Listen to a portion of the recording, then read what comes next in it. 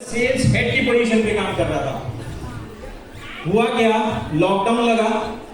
24 मार्च 2020 को लॉकडाउन लगा और 1 अप्रैल 2020 को कंपनी ने मेरे को बोला leave without pay till further notice, यानी बहुत प्यार से उन्होंने मेरे को नमस्ते कर दिया था। सोच रहा था क्या करूं क्या करूं क्या करूं। इन बिटवीन मेरी बात हो रही थी शांति मैम से। बाय गॉड, वो रोलर कोस्टर राइड थी उस टाइम पे। मैंने शांति मैम को 3 बार मैसेज किए कि मैम मैं इंटरेस्टेड हूं, मुझे काम करना है और मुझको प्लीज इस अपॉर्चुनिटी के बारे में बताइए। पहली बार मैंने उनसे जब बात करी तो उन्होंने मेरे को बोला कि मैं मेल्स के साथ काम नहीं करती। तो ये एक बहुत बड़ा सेटबैक लगा मेरे को, भैया ऑरिफ्लेम आपके लिए नहीं है। ठीक है, मैंने हिम्मत जुटाई और फिर उनको कनेक्ट किया। मैम ने बोला मैं स्टॉकहोम जा रही हूं, वापस आके आपसे बात करूंगी।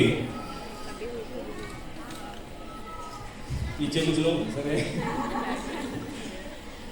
2 बार ये इंसिडेंट हुआ और यकीन मानिए इस 2 बारी में मेरे 2 महीने निकल चुके थे। तीसरी बार मैंने उनको दोबारा कॉल किया कि मैम मैं सीरियसली इंटरेस्टेड हूं, मुझे बताइए इस अपॉर्चुनिटी के बारे में। मैम ने मुझे ऑरिफ्लेम ऑफिस बुलाया और ऑरिफ्लेम ऑफिस में मुझे बुला के खुद मार्केट चली गई। माय गॉड, मुझे उस दिन लग रहा था कि भाई तेरे लिए नहीं है ये। फिर चांस की बात है, इनको याद आया और इन्होंने मेरे को कॉल किया कि आशु आप अभी भी ऑफिस में हैं? मैंने कहा हाँ मैम, मैं 1 घंटे से ऑफिस में बैठा हुआ हूं, प्लीज आप आइए और मेरे को बताइए। उस दिन मैम के साथ मेरा फर्स्ट इंटरेक्शन हुआ फेस टू फेस।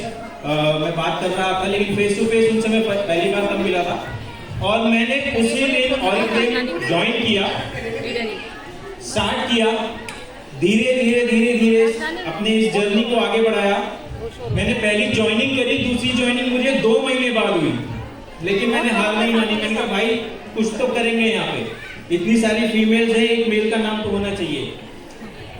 धीरे धीरे धीरे धीरे मैं आगे बढ़ा, बढ़ता गया। 3% हुआ, बड़ी खुशी हुई कि भैया लॉकडाउन के टाइम में तेरी छोटी सी इनकम चालू हो गई है।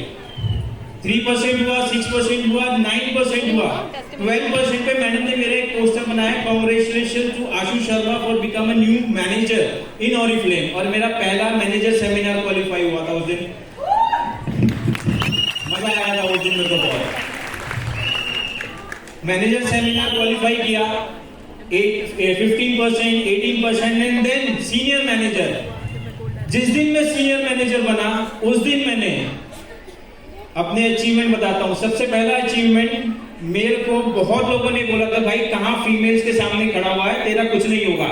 और मैंने उनको अपना एक जो हमारा टेस्टिमनी होती है, जो मैम के थ्रू होती है, वो दिखाया और उनको बोला कि भाई मैं सीनियर मैनेजर बन गया हूं, अब मेरा कुछ होगा यहाँ पे। मैंने 3 महीने उसको मेंटेन किया। मैंने दुबई की 1 नहीं 2 टिकट क्वालिफाई करी with cash award of 55,000 rupees. ये देख पा रहे हैं आप, इंटरनेशनल डिपार्चर हम 3 दोस्त खड़े हुए और हम तीनों ने बहुत मस्ती करी थी वहां पर, बहुत मस्ती करी थी।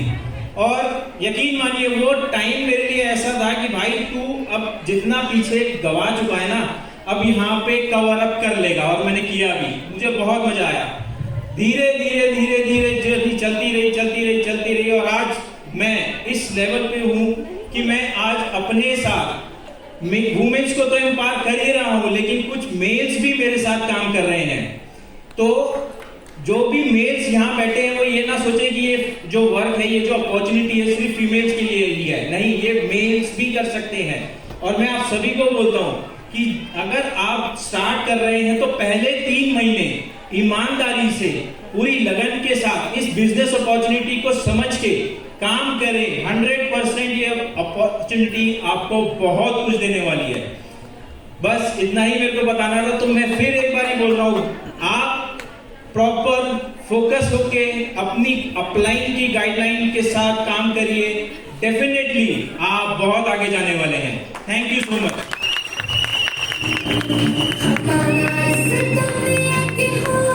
Thank you Ashu for inspiring us. Ashu, आपकी कहानी सुनकर ना मुझे एक बात जरूर ध्यान में आई। कहते हैं ना, हिम्मत मर्दा मदद खुदा। तो इन्होंने एक्चुअली हिम्मत रखी और ये आगे तक आए हैं। यस। Many congratulations.